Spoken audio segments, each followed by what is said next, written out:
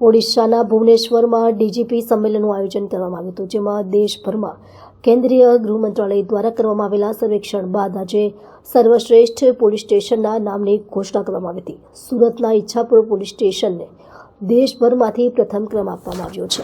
Ichchhapur police સ્ટેશનના પીઆઈને કેન્દ્રીય ગૃહમંત્રી અમિત શાહના હસ્તે ટ્રોફી એનાયત કરવામાં આવી હતી.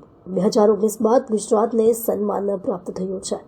3 દિવસીય ડીજીપી સંમેલનના પ્રથમ દિવસે દેશના સર્વશ્રેષ્ઠ 3 પોલીસ સ્ટેશનને સન્માનિત કરવામાં આવ્યા હતા.